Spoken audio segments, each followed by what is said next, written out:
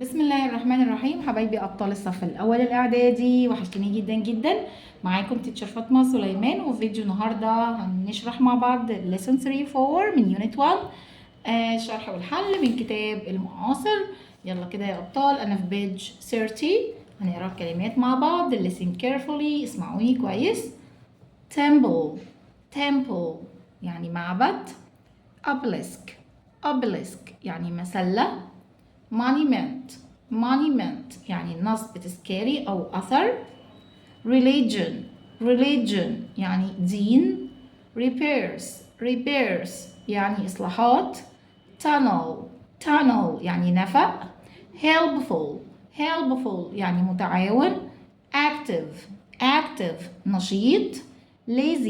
lazy كسلان كسول lazy. tourists يعني سائحين. statue يعني تمثال. catacombs خد بالك البي هنا silent. catacombs يعني سراديب الموتى، كانوا بيعملوها في المصريين القدماء. bank ضفة النهر. walls يعني جدران أو أسوار. solution معناها حل. smart معناها ذكي. friendly معناها ودود. يلا هنحل هنا مع بعض. بيقولي complete the following sentences using the words in the box. هنشوف الكلمات ونحطها في مكانها الصح. عندي smart، وقلنا smart معناها ذكي، وليها معنى تاني معناها أنيق وشيك، بس خلينا في معنى ذكي دلوقتي. helpful معناها متعاون. جوه الحائط religion يعني دين. statues يعني تماثيل. بيقول لك there are many يوجد كثير من of people and animals in the museum. ايه موجود منه كتير من الناس والحيوانات موجود في المتحف؟ طبعا تماثيل، يبقى statues، في تماثيل من الناس والحيوانات جوه المتحف. Number 2 my friend is very صديقي he helps me a lot، هو بيساعدني كتير، يبقى صديقي متعاون helpful. Number 3 there are 2 posters، في بوسترين on the على الحائط wall. There are 2 posters on the wall.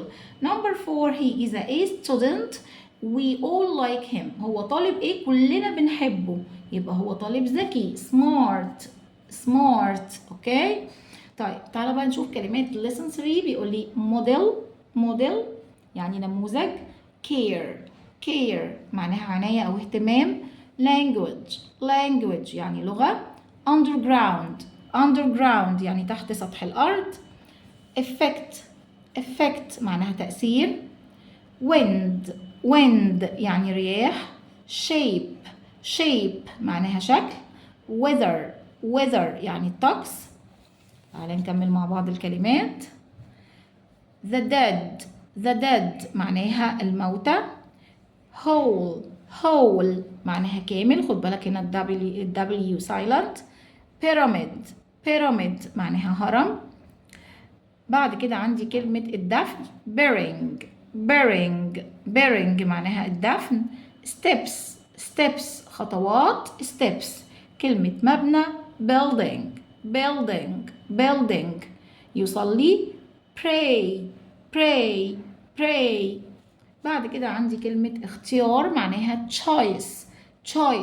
choice سبب يعني reason مميز أو خاص. special حجر. stone يقدم. present وخد بالك بقى من هنا من الكلمة دي بالظبط انت بتشوفها طول عمرك بتقولها present يعني هدية، ده لما بتكون noun. طب انا لو هستخدمها كفعل كverb معناه يقدم، هقراها ازاي؟ هقولها present. اوكي بعد كده عندي كلمة لسوء الحظ او للأسف اسمها unfortunately معناها لسوء الحظ. pity معناها شفقة او اسف. pity. اوكي هنقرا مع بعض كلمات lesson 4. كلمة local يعني محلي. edit معناها يعدل. floor معناها أرضية وليها معنى تاني معناها طابق أو دور. floor. online معناها متصل بالإنترنت. technology معناها تكنولوجيا. stay معناها يبقى أو إقامة، ممكن تكون verb وممكن تكون noun. definitely معناها بالتأكيد. tired معناها متعب. البليسز الأماكن اللي موجودة عندي في الدرس temple of Edfu معناها معبد إدفو. the river Nile يعني نهر النيل. تعالى بقى نشوف الأفعال عندي. قلنا اتفقنا إن كل verb ليه 3 تصريفات، كل فعل ليه 3 تصريفات، المضارع والماضي والpast participle الBP التصريف الثالث. give معناها يعطي. gave given. given. come معناها يأتي. come. spend معناها يقضي.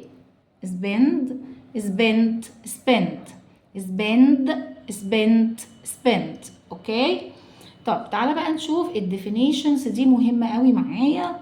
يلا كده نشوف الديفينيشن بتاع كلمة statue معناها تمثال. طب ايه تعريفه؟